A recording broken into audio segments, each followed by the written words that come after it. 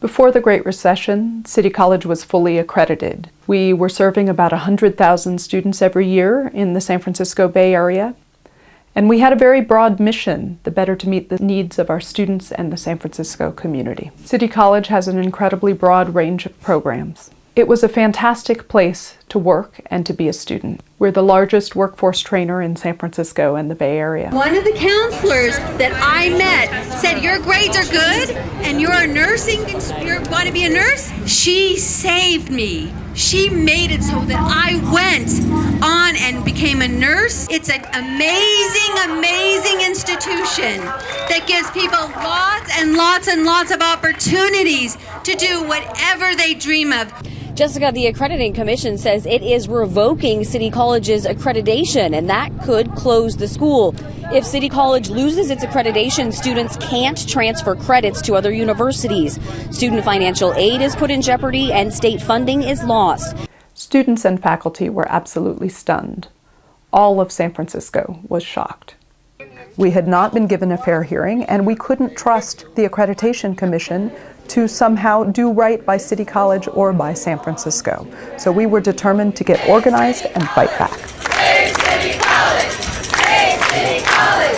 Save City College! To watch this injustice happen in silence is unacceptable. City College has top educational quality. We provide $311 million in economic activity to the city of San Francisco, and we help people rise out of poverty to gain the skills they need for a better life. The Accrediting Commission did so many things wrong in this process. It was truly shocking to discover. Here the evidence is clear that the ACCJC ignored multiple conflicts of interest, flouted state and federal laws, and allowed its political advocacy to color public responsibilities it should frankly never have been given. They packed the site visit team with administrators. One of the administrators on the site visit team turned out to be the husband of the Accrediting Commission's president, Barbara Bino. They passed new rules that allowed them to shred documents. The turning point came in August 2013. First, the Department of Education issued a letter to the Accrediting Commission that agreed with many of the major points of our complaint. Then, the City Attorney of San Francisco filed suit against the ACCJC, alleging bias and conflicts of interest. A political debate over the future of California's community colleges that was going on in Sacramento. The accreditation process was being used unfairly to squelch that debate. Then, several California legislators ordered an audit of the ACCJC and their actions. During the audit hearing, one Republican legislator said something that we had heard many other times, but he said it in a startling way. Senator Bell and I met with President Barbara Bino in my office.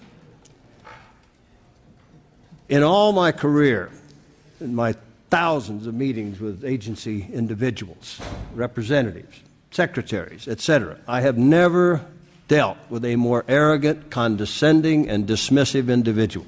We've been organizing with students, and we've been organizing with community and labor to ramp up support for our City College of San Francisco and to defend the college that our city loves. This is what 1,000 postcards to Mayor Lee looks like.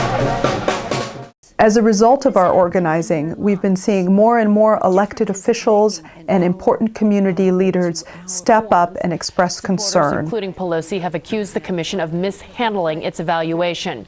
The commission is also facing lawsuits from 2 teachers' unions. In January of 2014, San Francisco Superior Court Judge Curtis Carnow granted an injunction. Today, a judge ruling that a commission cannot revoke City College's accreditation until a trial can determine if there were illegal actions by the group that planned to take it away. Assemblymember Rob Bonta, along with Assemblymember Tom Amiano, have introduced legislation to support fair accrediting practices in our California community colleges. 1942 will restore transparency, accountability, and due process to the state community college accreditation system.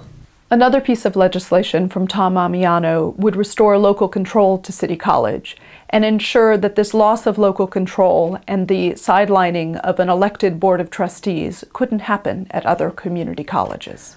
One of the things we decided to do was go out to other community colleges to tell the story of what's been happening at City College of San Francisco. There's an aspect of accreditation that feels a little bit like an abusive relationship, where terrible things are happening to you and you're told that you can't tell anyone or talk about it, and any effort to try and organize your way out of this mess is going to be greeted with worse repercussions. And so when other people outside San Francisco speak up for us, it's particularly meaningful. So thank you. This is what you can do to help.